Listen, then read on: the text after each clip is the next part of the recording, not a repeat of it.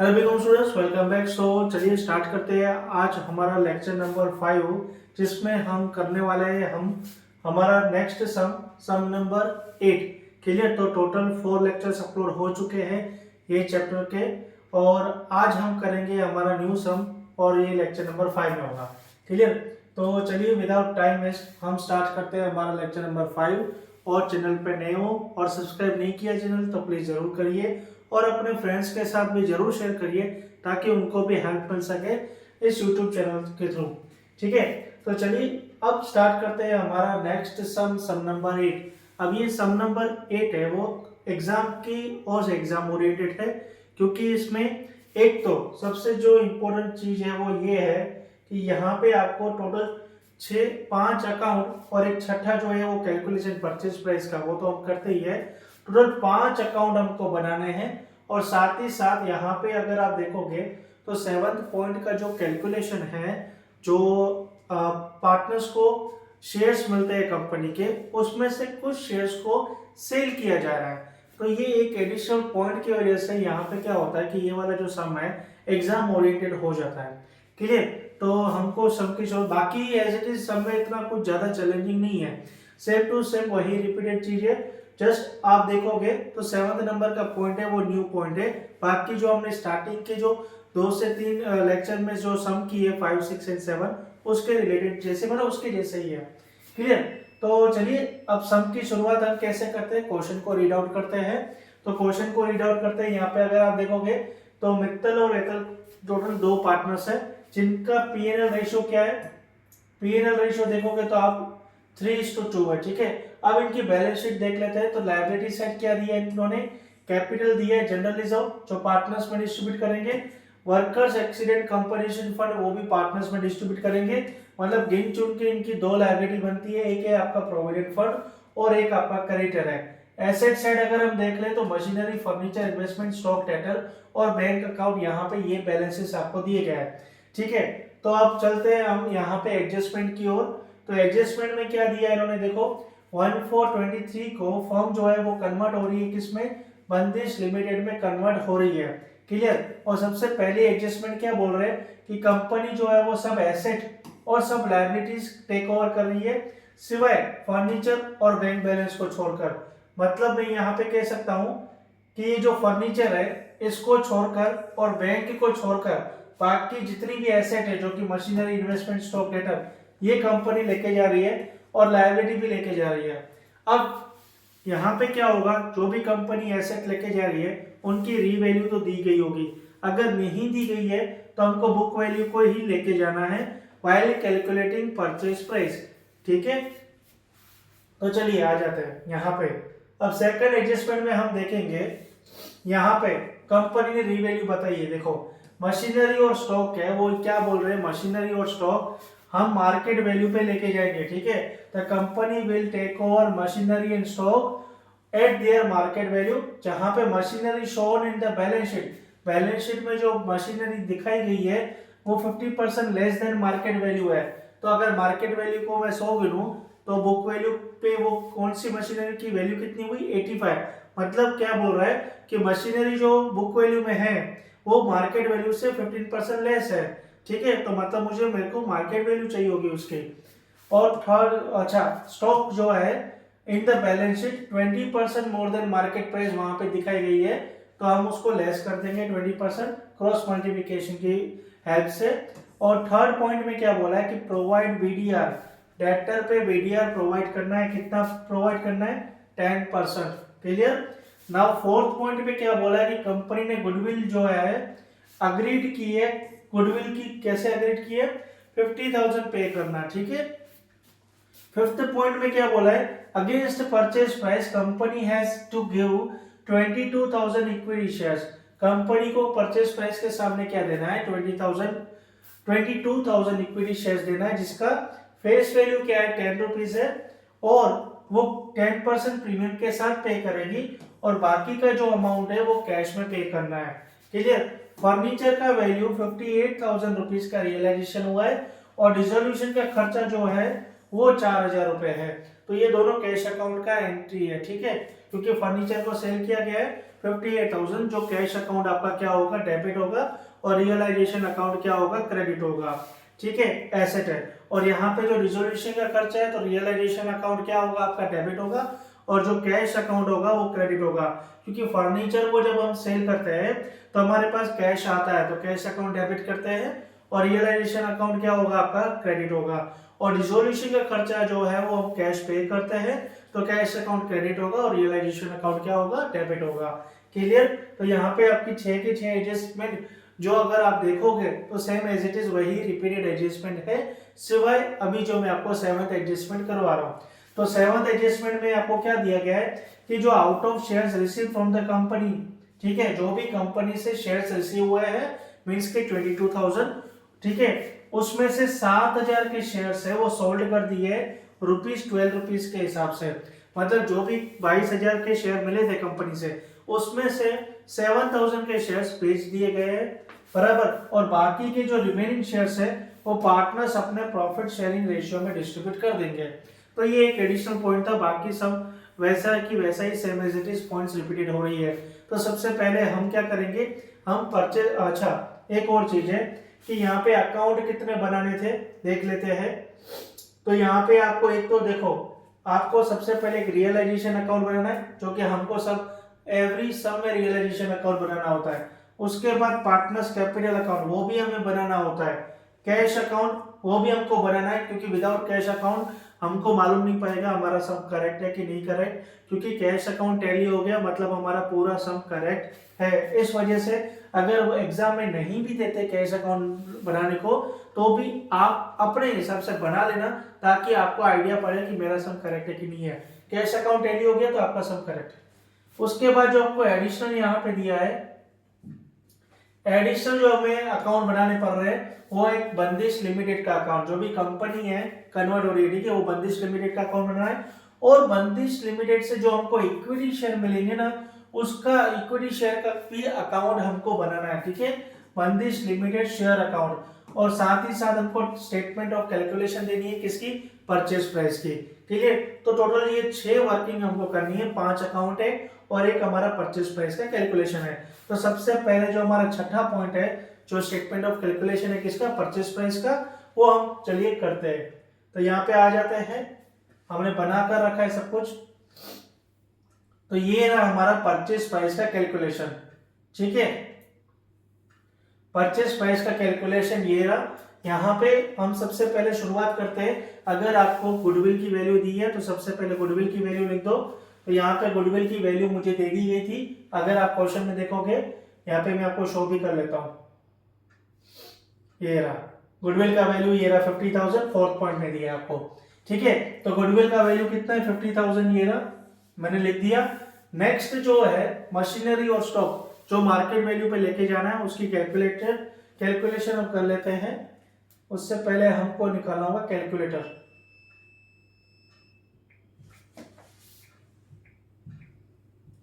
तो ये रहा, कैलकुलेटर भी हमारा आ चुका, क्लियर। तो 85,000 का क्या है, मशीनरी का वैल्यू है किस पे, एसेट में, और ये क्या है 50% लेस देन मार्केट वैल्यू है। तो 100 में से 50% लेस कर दो तो ये कितनी वैल्यू होगी, 85, मतलब 85,000 है वो कितना वैल्यू है, 85 है, तो 100 कितना, ठीक है। तो 85,000 मल्टीप्लाई करेंगे 100 और डिवाइड करेंगे 85 से, तो कितना वैल्यू आ गया, मार्केट वैल्यू उसका 1 लाख रुपीज आ गया, ठीक है। तो यहाँ पे जो आपका मशीनरी है वो 1 लाख रुपीज ये रहा। नेक्स्ट जो हमारा स्टॉक है वो 20% ज्यादा दिखाया गया है मार्केट वैल्यू से, तो हमको उसको रिड्यूस करना पड़ेगा। तो ये जो ज्यादा दिखा था वो 120 बोल सकते हैं, तो 100 पे कितना, ठीक है, और स्टॉक का वैल्यू कितना है, 1,20,000 है। तो यहाँ पे 1,20,000 आपका जो है, इसको मल्टीप्लाई करेंगे 100 से और डिवाइड करेंगे 120 से, तो कितना आ गया, स्टॉक का वैल्यू भी 1 लाख रुपीज आ गया, और हमने यहाँ पे लिख दिया स्टॉक का वैल्यू भी 1 लाख रुपीज। और डेटर पे क्या करना था, 10% बीडीआर करना था। तो डेटर आपका ये है 80,000, जिसपे 10% बीडीआर मतलब 8,000 का बीडीआर, तो 80,000 में से 8,000 लेस हो गया, तो बाकी कितना बचा, 72,000, वो यहाँ पे मैंने शो कर दिया 72,000। अब अगर आप यहाँ पे देखोगे, ठीक है, अगर आप यहाँ पे देखोगे तो मशीनरी का हमने टेक ओवर कर दिया, हमने इन्वेस्टमेंट भी कर दिया, स्टॉक भी कर दिया, डेटर भी कर दिया, बाकी फर्नीचर और देना बैंक तो लेके नहीं जाना। अब बचा क्या? इन्वेस्टमेंट। तो मैंने आपको सब की शुरुआत में ही बोला था, अगर कोई एसेट का रीवैल्यू नहीं दिया है तो हमको बुक वैल्यू पे ही लेके जाना है। तो इन्वेस्टमेंट का 60,000 बुक वैल्यू है, तो इन्वेस्टमेंट में 60,000 पे ही लेके गया हूँ। अब टोटल हमारा एसेट का वैल्यू कितना आ गया? 3,82,000। अगर इसको प्लस करना है तो प्लस भी कर लेते हैं। सबसे पहले है 50,000, फिर आपका है 1 लाख रुपीज, फिर आपका कितना है 60,000 रुपीज, उसके बाद आपका कितना है 1 लाख रुपीज, उसके बाद आपका कितना है 72,000। तो टोटल कितना वैल्यू आ गया? 3,82,000 आपका एसेट का वैल्यू आ गया। अब चलते हैं हम लायबिलिटी की ओर। तो लायबिलिटी तो आपको पता ही होगा, यहाँ पे अगर लायबिलिटी की बात करें तो प्रोविडेंट फंड और क्रेडिटर ही आपकी लायबिलिटी है। तो प्रोविडेंट फंड ये रहा, ठीक है, कितना 40,000, और आपका क्रेडिटर ये रहा, कितना है आपका क्रेडिटर 90,000, जो मैंने यहाँ पे लिख दिया है। तो टोटल लायबिलिटी आपकी कितनी आ गई? 1,30,000, ठीक है, 90 एंड 40 इजी, 1,30,000। अब जो भी आपकी एसेट है, ठीक है, इसको मैं लायबिलिटी से माइनस कर दूं तो जो भी आपका वैल्यू आता है 2,52,000 बराबर, जो भी आपका वैल्यू आएगा 3,82,000 माइनस 130, तो कितना आया आपका? 2,52,000 वैल्यू आया। अभी 2,52,000 जो ये है वैल्यू है, ये क्या है? हमारा परचेस कंसिडरेशन है, ठीक है। तो यहाँ पे आपको परचेस कंसिडरेशन मतलब ये हमारा 6th वाला पॉइंट, ठीक है, ये वाला स्टेटमेंट ऑफ कैलकुलेशन ये कंप्लीट हो चुका। अब मैं क्या करूंगा, बाकी के जितने भी 5 अकाउंट है ना, वो 5 अकाउंट में आपको दिखा देता हूँ मैंने कैसे बना के रखा है। तो सबसे पहले ये परचेस प्राइस आपने देख लिया 2,52,000। अब यहाँ पे आ जाओ, सॉरी, अब यहाँ पे अगर आप देखोगे तो ये रहा, सबसे पहले मैंने रियलाइजेशन अकाउंट बनाकर रखा है यहाँ पे, साथ ही साथ मैंने कैश एंड बैंक अकाउंट बनाकर रखा है यहाँ पे। ये गुजराती मीडियम का इग्नोर करना, मैंने लिखा था फिर यहाँ पे मतलब डिलीट करना रह गया है। साथ ही साथ यहाँ पे मैंने पार्टनर्स कैपिटल अकाउंट बनाकर रखा है ये रहा, और बंदिश लिमिटेड अकाउंट बनाकर रखा है, बंदिश लिमिटेड इक्विटी शेयर अकाउंट भी बनाकर रखा है, और ये जो आपका परचेस कंसिडरेशन कैलकुलेशन था वो मैंने अभी यहाँ पे किया। तो सारे अकाउंट मैंने बनाकर रखा है, ठीक है, realisation account, cash and bank account, partners capital account, Bandish limited account, Bandish limited equity share account, तो टोटली मैंने सब अकाउंट बनाकर रखा है। अब बैलेंस कैरी फॉरवर्ड किसका होगा? बैलेंस कैरी फॉरवर्ड सिर्फ और सिर्फ पार्टनर्स के कैपिटल का होगा और कैश एंड बैंक का होगा, ठीक है। तो पार्टनर्स के कैपिटल अकाउंट पे यहाँ पे आ जाते हैं, और साथ ही साथ पार्टनर्स के कैपिटल अगर बैलेंस कैरी फॉरवर्ड कर ही रहे हो तो साथ ही साथ जितने भी रिजर्व है या प्रॉफिट एंड लॉस अकाउंट का बैलेंस होगा वो भी पार्टनर्स में डिस्ट्रीब्यूट हम कर लेते हैं, ठीक है। तो यहाँ पे हम लेके आ जाते हैं पार्टनर्स कैपिटल अकाउंट में मित्तल और हेतल, ठीक है, ये रहा आपका मित्तल और ये रहा आपका हेतल। तो यहाँ पे बैलेंस फॉरवर्ड कितना आ गया आपका? 1,50,000 मित्तल के अकाउंट में और 1,10,000 आपके हेतल के अकाउंट में, ठीक है। अगर हम यहाँ पे भी देखें तो ये रहा मित्तल का 1.5 लाख और हेतल का 1,10,000। साथ ही साथ अब इसके साथ हम जो जनरल रिजर्व है आपका, ये रहा जनरल रिजर्व 30,000 रुपीज, ये 30,000 को हम डिस्ट्रीब्यूट कर लेते हैं पार्टनर्स के अकाउंट में इन 3:2 रेशियो। यहाँ पे हमारा था 3:2 रेशियो, ये रहा 3:2 रेशियो में डिस्ट्रीब्यूट कर लेते हैं। तो आपका कितना है 30,000 मल्टीप्लाई 3 डिवाइडेड बाय 5, तो कितना आया 18,000 आपका आया मित्तल के अकाउंट में, और हेतल के अकाउंट में कितना आएगा 12,000, ठीक है। जनरल रिजर्व हमने 18,000, 12,000 मित्तल और हेतल के अकाउंट में डिस्ट्रीब्यूट कर दिया। अब हम चलते हैं नेक्स्ट, जो आपका बैलेंस कौन सा था? Worker accident compensation fund 20,000। तो 20,000 को अगर मैं डिस्ट्रीब्यूट करूं मल्टीप्लाई 3 डिवाइड बाय 5, तो 12,000 मित्तल के अकाउंट में गया, ये रहा, और 8,000 हेतल के अकाउंट में गया, बराबर, ये रहा। ये तो जनरल रिजर्व है, ये वाला कह रहा हूं, workman accident compensation fund 12,000 Mittal के अकाउंट में और हेतल के अकाउंट में 8,000। तो हमने यहाँ पे बैलेंस भी ब्रॉट फॉरवर्ड कर दिया और जनरल रिजर्व और वर्कर एक्सीडेंट कंपनसेशन फंड भी डिस्ट्रीब्यूट कर दिया। अब कैश बैंक का भी ओपनिंग बैलेंस है वो हम यहाँ पे लेके आते हैं, चलो ये रहा कैश एंड बैंक का ओपनिंग बैलेंस, ये रहा to balance brought forward 20,000 rupees, clear. तो यहाँ पे बैलेंस भी ब्रॉट फॉरवर्ड हमने कर दिया है, क्लियर। अब क्या करते हैं, जो भी आपका परचेस प्राइस था, क्लियर, वो किस तरह से पे किया जा रहा है वो देख लेते हैं। तो यहाँ पे जो भी आपका परचेस प्राइस था 2,52,000, बराबर, 2,52,000 जो था उसने क्या कहा कि 22,000 के जो इक्विटी शेयर है जिनकी फेस वैल्यू 10 रुपीज है, वो 2,20,000 10% प्रीमियम के साथ, मतलब के 22,000 का प्रीमियम और बाकी का जो रिमेनिंग अमाउंट है वो कैश में है। तो कैश कैसे निकाला, यहाँ पे देख लेते हैं। अगर मैं बात करूं 10 रुपीज का 10% प्रीमियम मतलब 11 रुपये तो वही है ना आपका, तो 11 इंटू 22,000 तो 2,42,000 आपका शेयर्स पे है और 2,52,000 की आपकी परचेज प्राइस है।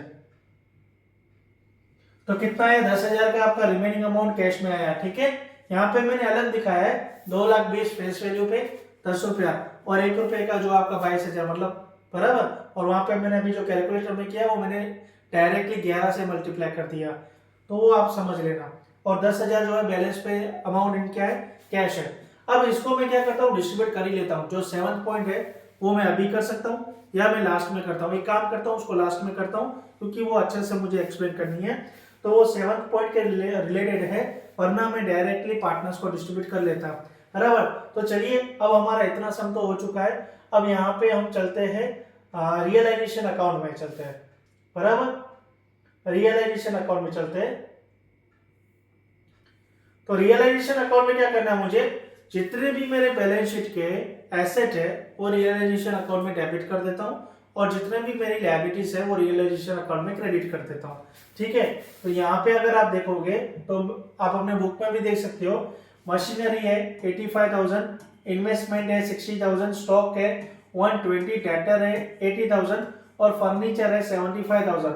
मैंने सब डेबिट साइड लिख दी है रियलाइजेशन अकाउंट में और क्रेडिट साइड आपकी क्रेडिटर आ गई और प्रोविडेंट फंड आ गया। बाकी रिजर्व और कंपनसेशन वो तो हमने पार्टनर्स में डिस्ट्रीब्यूट कर दिया। इतना हो चुका। और अब परचेज प्राइस जो थी, ठीक है, परचेज प्राइस थी वो वैल्यू जो है वो आपको रियलाइजेशन अकाउंट में क्रेडिट लिखना है। तो बंदिश लिमिट की जो परचेज प्राइस है वो ले रहा 2,52,000 मैंने यहाँ पे लिख दिया। समझ में आया? इतना आपको करना है। क्या करना है, जो भी आपका परचेज प्राइस है वो क्रेडिट कर दो रियलाइजेशन अकाउंट में और बैलेंस शीट की जितनी भी एसेट है वो रियलाइजेशन अकाउंट में डेबिट करेंगे और लायबिलिटी रियलाइजेशन अकाउंट में क्या करेंगे, क्रेडिट करेंगे। इतना हो चुका बराबर। अब जो भी आपकी एसेट है जो कंपनी नहीं लेके गई थी बराबर, अगर कोई ऐसी एसेट हो और वो कैश रियलाइज उससे हुआ है तो उसकी एंट्री कर दो। तो अगर ये सब में अगर देखें तो फर्नीचर की वो एंट्री है। ठीक है, तो फर्नीचर से कितना रियलाइजेशन हुआ हमें, फर्नीचर को हमने 58,000 में हमने सेल किया। तो सबसे पहले कैश अकाउंट डेबिट करेंगे हम कितना, टू फर्नीचर अकाउंट 58,000 और साथ ही साथ रियलाइजेशन अकाउंट हम क्या करेंगे, क्रेडिट करेंगे। ठीक है, ये रहा 58,000 से। समझ में आया? उसके बाद कोई भी डिसोल्यूशन का खर्चा है वो बुक कर दो। तो डिसोल्यूशन का खर्चा अगर हम देखेंगे तो 4,000 का था। तो डिसोल्यूशन अकाउंट को तो हम यहाँ पे कैश अकाउंट में क्रेडिट कर देंगे डिसोल्यूशन अकाउंट 4,000 से और साथ ही साथ रियलाइजेशन अकाउंट भी यहाँ पे डेबिट कर देंगे और लिखेंगे कैश अकाउंट, ये रहा डिसोल्यूशन एक्सपेंस 4,000। क्लियर? तो यहाँ पे ये भी हमारी वैल्यू कंप्लीट हो चुकी है। अब हमारे पास कोई भी पॉइंट नहीं बचती सिवाय अभी जो भी हमें करना है पार्टनर्स को डिस्ट्रीब्यूट करना है। अभी जो बंदिश लिमिटेड और बंदिश लिमिटेड इक्विटी शेयर है ना वो लास्ट में मैं आपको ऐसे करवा दूंगा बराबर। अभी यहाँ पे एक और चीज कर सकते हो, जैसे कि जो परचेज प्राइस की वैल्यू है 2,52,000, यहाँ पे क्या है, बंदिश लिमिटेड अकाउंट के नाम से रियलाइजेशन अकाउंट क्या हो रहा है, क्रेडिट। तो बंदिश लिमिटेड का जो अकाउंट है, ठीक है, यहाँ पे रियलाइजेशन अकाउंट में क्रेडिट हो रहा है। तो बंदिश लिमिटेड अकाउंट यहाँ पे रियलाइजेशन अकाउंट से क्या हो जाएगा, डेबिट हो जाएगा 2,52,000 बराबर। ये एंट्री आप अभी कर सकते हो, वरना मैं लास्ट में तो आपको बताने वाला हूँ बराबर। तो यहाँ पे इसको होल्ड करो। अब चलते हैं हम जो भी हमारा जो भी इक्विटी है उसको सेल कर देते हैं। तो यहाँ पे हमारे पास टोटल कितने इक्विटी थे, देखो यहाँ पे मैं आपको बताता हूँ। टोटल हमारे पास 22,000 की इक्विटी शेयर्स थे जिसमें से हमने 7,000 को सेल कर दिया और कितना रुपीज से हमने उसको सेल किया, 12 रुपीज से। ठीक है, 12 रुपीज से, क्योंकि इन्होंने देखो क्या बोला है, जो भी आपका ₹12 है। तो यहां पे क्या होगा पता है आपको, 7,000 इंटू 12 मतलब कितना हो गया पता है आपको, 84,000। 84,000 का रुपीस आपके पास आया क्योंकि आपने उसको सेल कितने में किया, 12 रुपीज है। आपके पास कितने में आया, आपके पास आया 11 रुपए में। आप अगर देखोगे तो 10 रुपए का भाव था और 10% का प्रीमियम था, मतलब 11 में आया, आपने 12 में बेचा। ठीक है, तो कितने का फायदा हुआ, 7,000 का फायदा हुआ। 1 रुपया शेयर मतलब 7,000 बेचे तो 7,000 का फायदा हुआ। अभी जो फायदा हुआ 7,000 का, उसकी एंट्री अलग तरीके से होगी और जो आपने सेल किया है शेयर उसकी एंट्री अलग तरीके से होगी। सबसे पहले हम इसको कैश अकाउंट में दिखा देते हैं। कैश अकाउंट में उसकी एंट्री कैसे करेंगे, 2 तरीके से करेंगे। सबसे पहले जो भी आपका इक्विटी शेयर सेल हुआ है, ठीक है, उसकी एंट्री करो। जो आपका 11 में आया उसकी एंट्री, बराबर। तो यहाँ पे कैश अकाउंट में क्या करोगे आप, यहाँ पे मैंने शॉर्ट में लिखा है, एक्चुअली में आपका आता है टू बंदिश लिमिटेड इक्विटी शेयर्स अकाउंट, बराबर। यहाँ पे पूरा ऐसा नाम आता है, टू बंदिश लिमिटेड शेयर्स अकाउंट। क्या आएगा, टू बंदिश लिमिटेड शेयर अकाउंट 7,000। 7,000 इंटू कितना हो जाएगा, 11, क्योंकि कितने में आपके पास आया था, 11 में। अब जो आपको 1 रुपए का फायदा पड़ा वो रियलाइजेशन अकाउंट करके डेबिट करो। ठीक है, to 7,000 equity share realisation account, कितना, 7,000। मतलब जो मेरा प्रॉफिट हो रहा है वो मैं रियलाइजेशन अकाउंट में क्रेडिट करूंगा। समझ में आया, ये पॉइंट था। तो रियलाइजेशन अकाउंट सबसे पहले मैं डेबिट कर क्रेडिट कर लेता हूं, ये रहा। ठीक है, cash account realisation profit on sale of equity share, कितना, 7,000 रुपीज, बराबर। बाकी का 77,000 का क्या एंट्री आएगा वो मैं आपको दिखाता हूं। अब आ जाओ यहाँ पे आ जाओ, ये दोनों अकाउंट पे, ये दोनों इंटरलिंक है। सबसे पहले बंदिश लिमिटेड अकाउंट देख लेते हैं, उसके बाद बंदिश लिमिटेड इक्विटी शेयर अकाउंट देख लेते हैं। तो बंदिश लिमिटेड अकाउंट में सबसे पहले परचेज प्राइस को डेबिट किया जाएगा, कितना, 2,52,000। अब इसको किस तरह से बंदिश लिमिटेड पे कर रहा है वो देख दो। तो बाय 20,000 इक्विटी शेयर 10 रुपए का, 2,20,000, और बाय 20,000 इक्विटी शेयर ₹1 का प्रीमियम था, वो 22,000। इस तरह से होगा। बाकी बैलेंस क्या है, कैश अकाउंट। जो मैंने वहां पे किया वो यहाँ पे करके मैंने दिखा दिया आपको। ठीक है, 2,52,000। समझ में आया, बंदिश लिमिटेड बहुत ही सिंपल था। अब यहाँ पे बंदिश लिमिटेड का इक्विटी शेयर अकाउंट देख लेते हैं। तो बंदिश लिमिटेड का यहाँ पे इक्विटी कैसे आएगा, जो भी आपका ये इक्विटी आया ना 2,42,000, 2,20,000 प्लस 22, वो यहाँ पे डेबिट हो जाएगा। और यहाँ पे क्या नाम आएगा, तो बंदिश लिमिटेड, क्योंकि यहाँ से हमको कहां से एंट्री पास ऑन हो रही है, बंदिश लिमिटेड से। ठीक है, अब ये बंदिश लिमिटेड की जो भी शेयर्स अकाउंट है उसको कैसे करेंगे हम, उसको कैसे करेंगे, यहां पे आपको दिखाना है कि बाय कैश, जो हमने कैश अकाउंट है, अभी यहां पे आपको दिखाता हूं।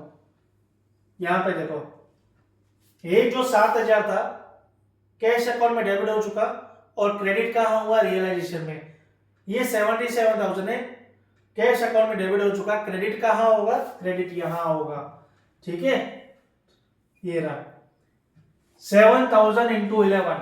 ठीक है, 12 नहीं करेंगे क्योंकि फेस वैल्यू से जो आया वो प्रॉफिट है, वो हमने वहां पे बुक करना है, जो भी डिफरेंस है। यहाँ पे फेस वैल्यू जो इसकी 11 है वही दिखानी है, और इसके हिसाब से तो 11 ही आया ना, कॉस्ट उसकी 11 ही आई ना। फेस वैल्यू मत बोलो, कॉस्ट बोल सकते हो आप।